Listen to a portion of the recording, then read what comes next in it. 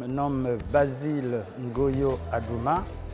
Je suis le conseiller au transport aérien du ministre d'État, M. Rodolphe Adada, qui est donc ministre des Transports, de l'Aviation civile et de la Marine marchande du Congo. Le Congo a été à la première heure de la création de l'AMCOMET à Nairobi.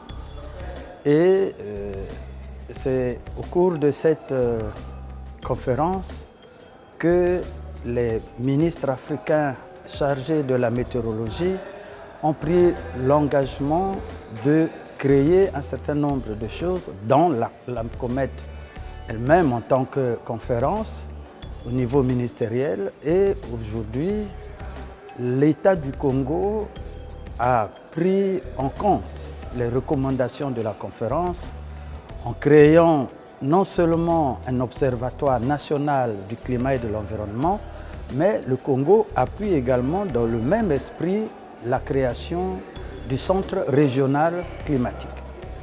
Ce qui veut dire qu'aujourd'hui, pour le Congo, la météo, c'est une donne assez importante. Étant entendu, comme on l'a dit dans notre message, le chef de l'État congolais, son Excellence M. Denis Sassou Nguesso, à Janeiro, avait insisté en tant qu'Africain sur l'importance de la météo, sur l'importance de la coopération entre les États africains, pour ne pas dire au niveau de la communauté internationale, pour que les problèmes de la météo soient vus dans l'angle du développement économique et social de nos États. Donc, la participation du Congo, qui aurait pu se faire au niveau le plus élevé de notre ministère, mais avec des problèmes d'État de dernière minute, le ministre d'État m'a donc délégué pour le représenter au cours de cette assise. Et le fond de son message est tel qu'aujourd'hui, pour le Congo, l'AMCOMET doit pouvoir bénéficier de l'assistance des États membres pour son développement futur, vu les problèmes de climat, les problèmes de catastrophes que le continent est confronté aujourd'hui.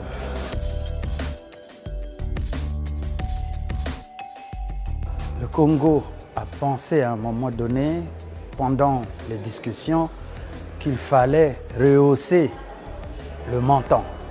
Simplement parce qu'au nombre des États, multiplié par le montant retenu actuellement, qui fait encore l'objet de certaines discussions, l'AMCOMET ne pourra pas couvrir son budget.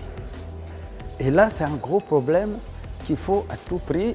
Nous, on a pensé qu'il fallait avoir un minimum de 15 000 $. Ce n'est pas passé, mais les pays qui ont les possibilités d'augmenter cette contribution, on fera une recommandation pour que ces États, qui sont un peu plus développés que les autres, en dehors des 10 000, mais qu'ils ajoutent quelque chose pour permettre à l'institution de fonctionner et d'être pérenne également.